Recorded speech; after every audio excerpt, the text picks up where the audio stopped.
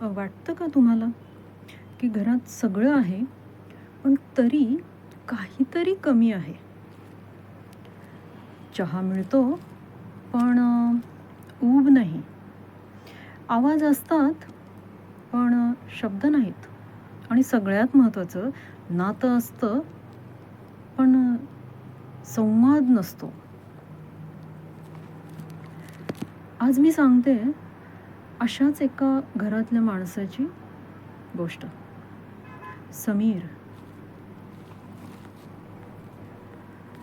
समीर 30 वर्षांचा. नोकरीवर जातो, चांगला पगार आहे, पण मनात एक गाठ आहे. ती गाठ कधी पडली त्यालाही आठवत नाही. कदाचित लहानपणी जेव्हा बाबा रागावले आणि नेमकी त्यावेळी आई गप्प बसली. त्या दिवसापासून घरातले राग आणि गप्पपणा दोन्हीही त्याचे सोबती झाले.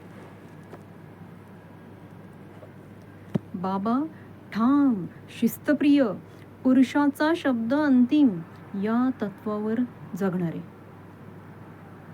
आई शांत, सतत अपराधी असल्यासारखी. ती नेहमी म्हणायची, तुझ्या बाबांना चिडवू नकोस समीर, त्यांना राग येतो.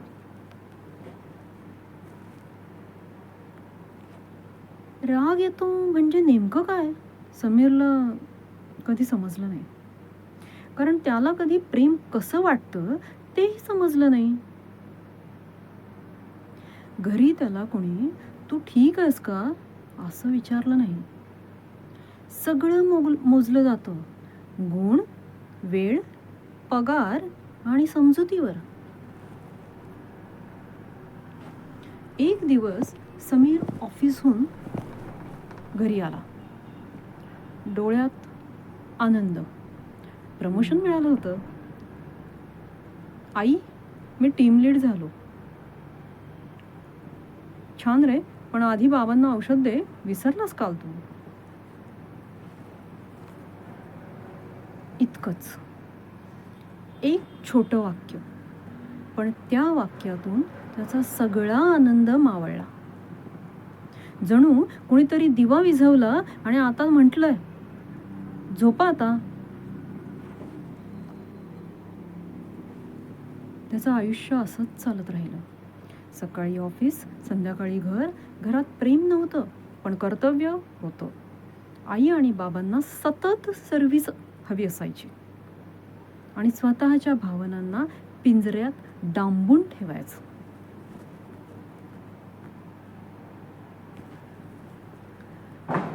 एकदा एका संध्याकाळी बाहेर पाऊस पडत होता. समीर थोडा उशिरा घरी आला. बाबा दारात उभे, चेहरा गंभीर. किती वाजलेत बघा, घरात कुणी थांबू नये याचा विचार सुद्धा नाही.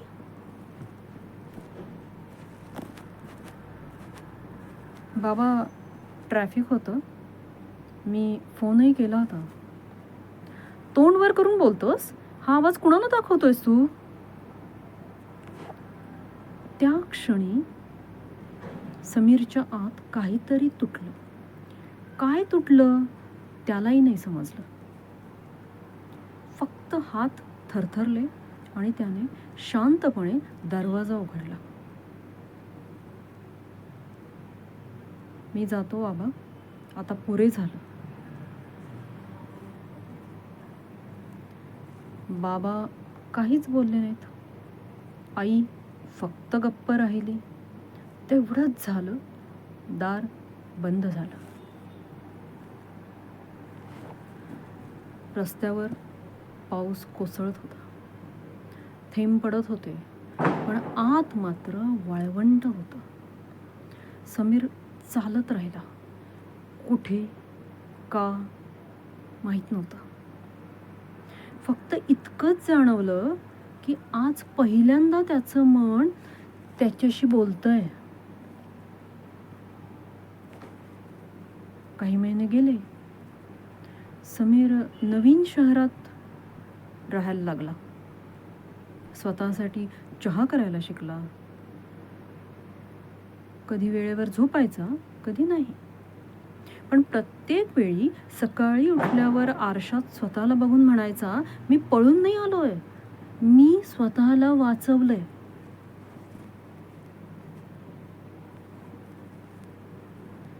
कधी तो आईचा मेसेज वाचायचा, घरी ये, बाबा विचारतात. तो नाही गेला परत, कारण त्याला माहिती होतं घरी गेलं की पुन्हा गप्पपणाचं ओझं वाटायला सुरुवात होईल. 3 वर्षांनी एका भावनिक कौशल्य कार्यशाळेत समीर बोलायला उभा राहिला. सभागृहात पूर्ण शांतता. तो म्हणाला, कधी कधी आपल्याला स्वतःचं मन समजून घेण्यासाठी आपल्या सर्वात जवळच्यांपासून थोडं दूर जावं लागतं. लोकांनी टाळ्या वाजवल्या, पण त्याच्या डोळ्यात एक हलकी ओल होती. तो पुढं म्हणाला, मी माझ्या बाबांना माफ केलं, कारण मला जाणवलं ते जसे होते तसे त्यांनाही कोणी ऐकून घेतलं नव्हतं. माणसं जखमी होतात आणि मग तीच जखम पुढच्या पिढीकडे देतात.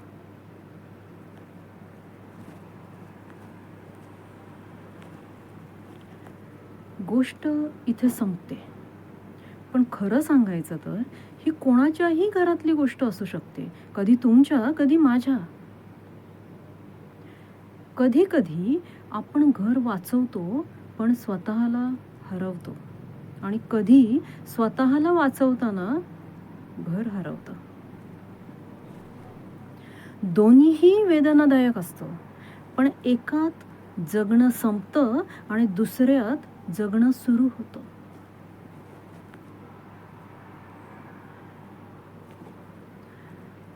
भावना समजून घेणं ही लक्झरी नाहीये, ती जगण्यासाठीची गरज आहे.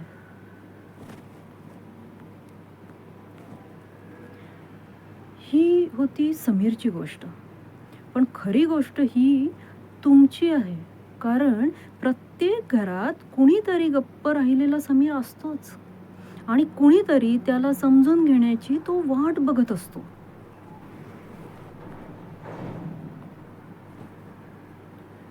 प्रेम असू द्या, पण समजून घेणं विसरू नका.